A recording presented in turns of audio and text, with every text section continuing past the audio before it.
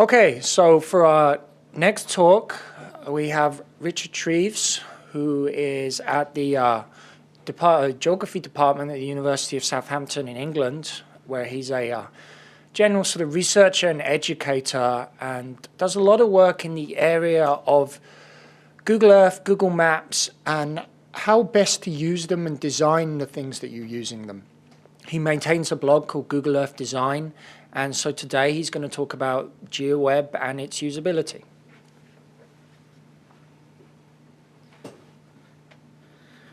Thanks, John. So yeah, there's the front screen. And I'll tell you what I'm going to go through in the talk today. First of all, I'm going to go off on a complete tangent and talk about polygons and how much I like them and we should use them more in Google Earth. Then I'm going to come on to the big challenge of the 21st century, I think, for the human race, which is global warming and how this relates to Google Earth. Then I'm going to talk about, are we misusing the GeoWeb? I mean this in terms of design. I mean this in terms of design of the people putting things into Google Earth rather than the actual design of Google Earth or any of the other virtual globes or Google Map type tools. And to do this, I'm going to explore lessons from other technologies. So I'm going to talk about some other technologies and how they developed. I'm going to deconstruct a couple of projects from a design point of view. So. Okay, so here I go off on my tangent. Polygons rock. They're really good. What happens is if you look at Google Earth, you'll see there's lots of content which is in the form of placemarks. So placemarks are a very common way of putting information in Google Earth. And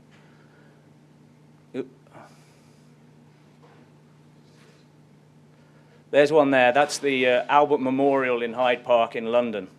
And I mention this one because I did a teaching exercise in London at the Royal Geographical Society, which is very close to this. And I had to teach them about how to use GPS. And I gave them GPSs and I said, go out and mark the Albert Memorial, and the picture of it is down there. And what I didn't say, and I deliberately didn't tell them, is how they were supposed to mark it. So I showed them how to mark points. And I said, just go out and mark it the best way you think. And what they did is they actually went out and marked a polygon. So they actually went out there and they marked that square rather than marking it as a point, which tells you that these are social scientists I was talking to that aren't big on GIS or anything. And they just get the idea that actually the picture you can see, the Albert Memorial, isn't a point, it's more than a point, it's actually an area. And the way it works in GIS is lots of data is held in polygons as tables of data. So there's multiple bits of data held within polygons. I thought I'd better show you a better example. So in GIS, as I said, polygons are a lot more common. This is an image of Big Island, Hawaii, and its lava flows you can see in color coming down the Mauna Loa volcano there. And each of those has to be a polygon. You can't mark those different historical flows of lava as a point, and there's lots of analysis for things like volcanic hazard go on with that sort of data. So it's held in a GIS system. And what goes with polygons is what's called an attribute table. So there's a whole table full of data. I actually just pulled an image of any old attribute table, so they don't actually match up here. But you can see that you have rows, which is each polygon has a set of data, and you have the attributes there. So what I've highlighted there is slope. So each of those lava flows, you can imagine having a slope, and that helps in the modeling of where lava will go in the future.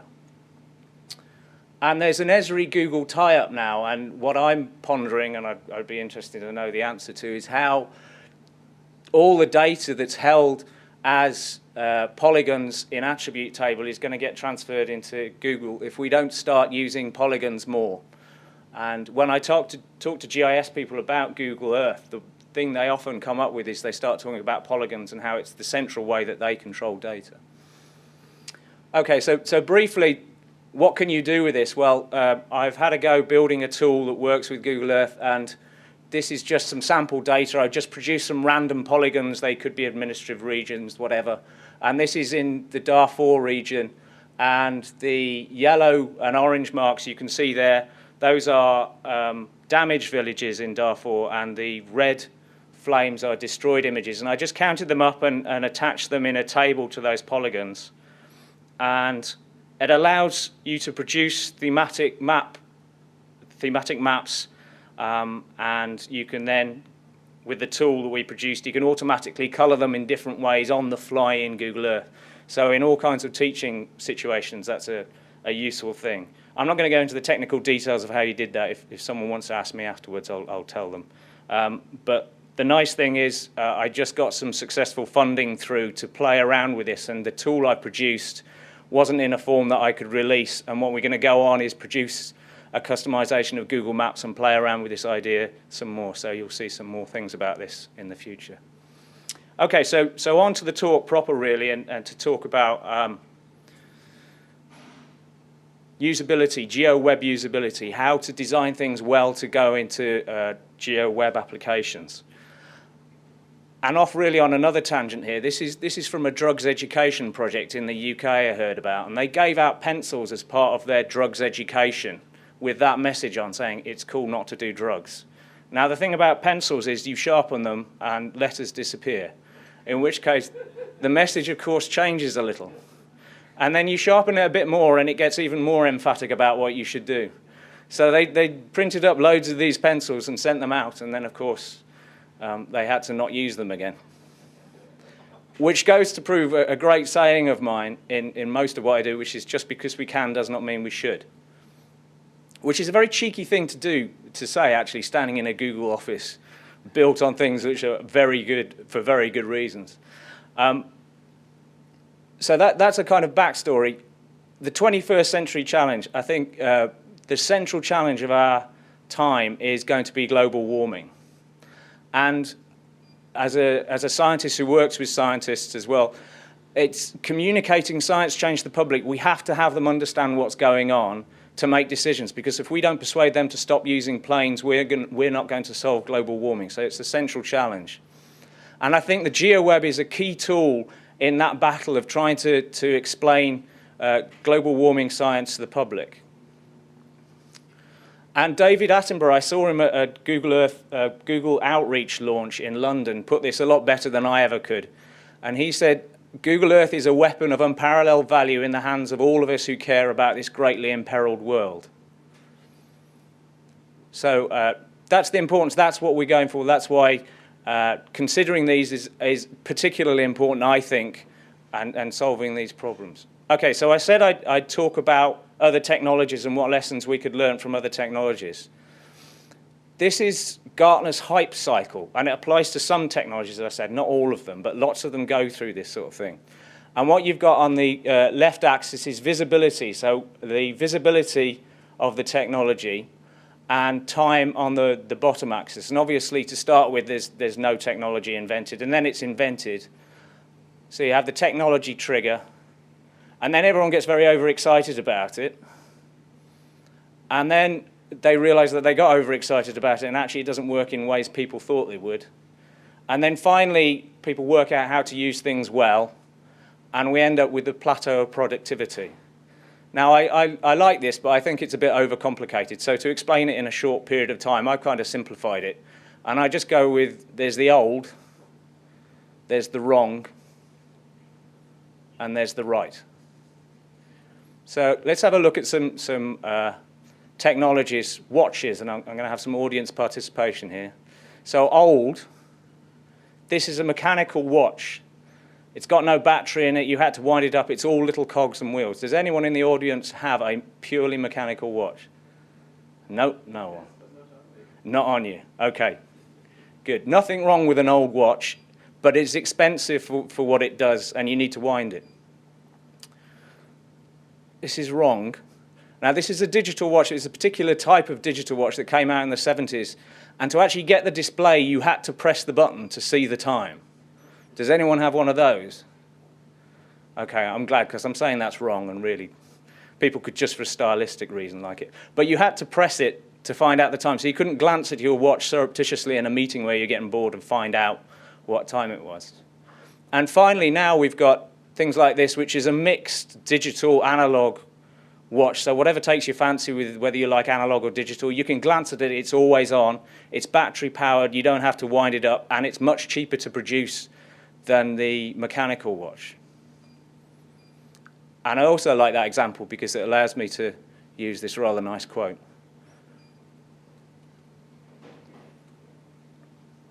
Okay, another one, information index. So books have indexes, there are indexes of books.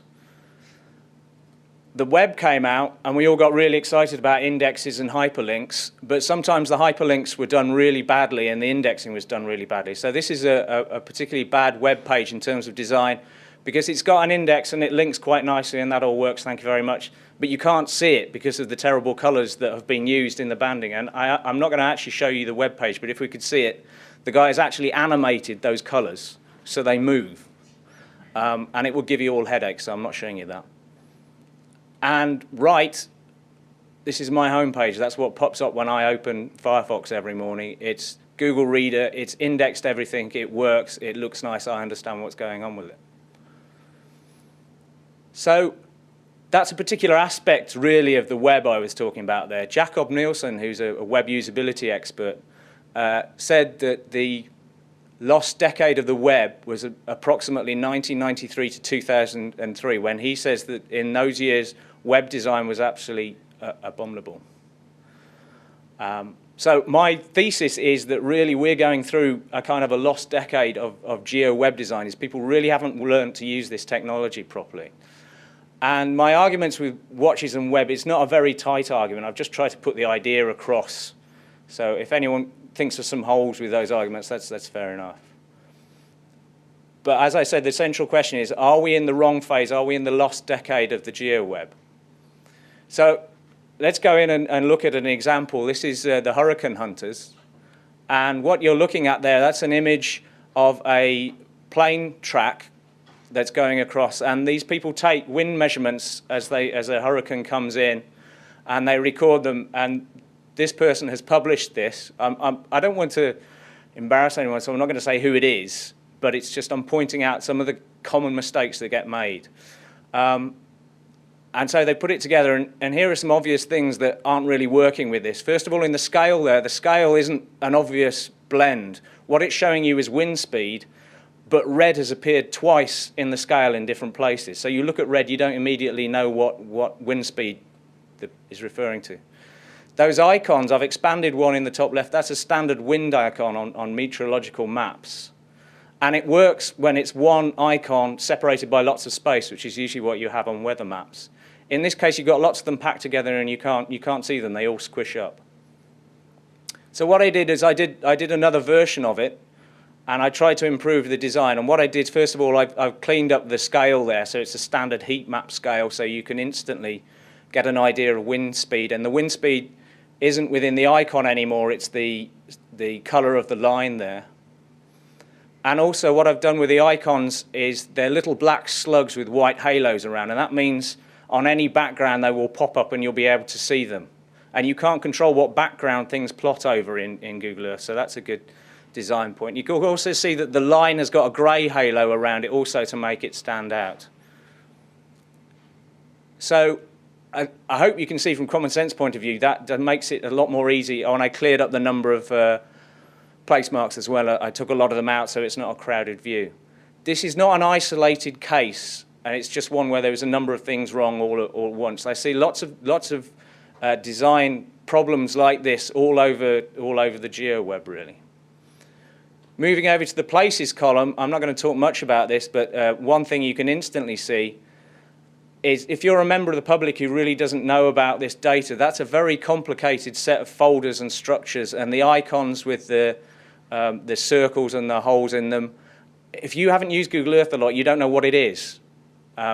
So my version, I just simplified things, and you can see in the places column there, I've just got a set of very simple layers to click through.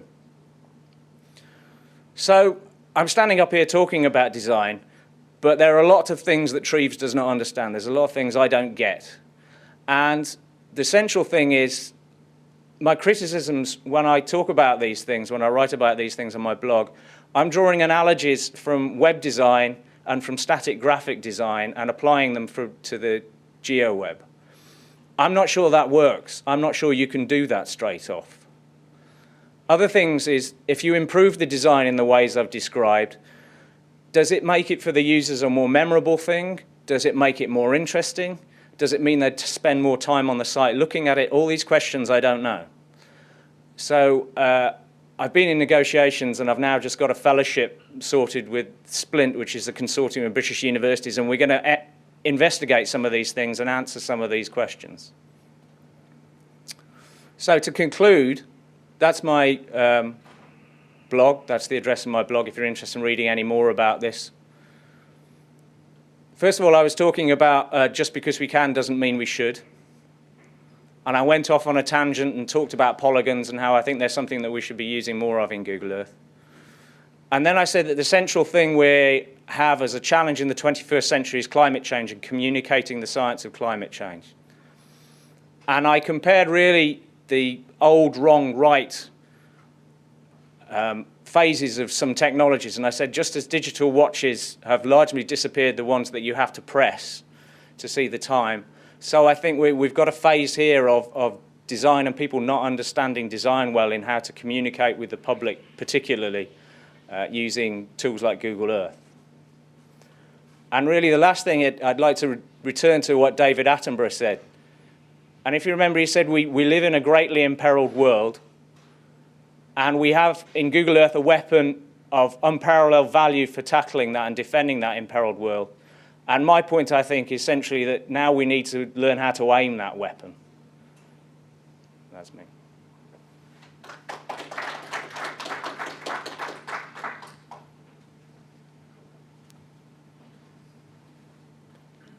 You talked about the period of time where there was this sort of lost period of web design in the 1990s. In your point of view, was that because we just didn't have a lot of web development tools back then that weren't around, that people weren't familiar with? And by extrapolation, are we at that stage today? I mean, there's very few books you can find on KML design, but that may change in 10 years. Yeah. The question was, as I mentioned, the lost decade of the web. Are we in that now, and is it a lack of technical tools and direction, documentation of how to design things? I think you're exactly right. I don't think we're actually lacking technical instruction and technical tools. I think they're all out there. But I think you're right, it's lack of documentation, and I hope my blog is doing something about that, is I'm talking about that. But yes, I think it's definitely a phase. I think we're going to go through it, and what I think is we are going to come out the other side, but I prefer to get out there before 10 years is up. It'd be nice if we went through in 5 years. So.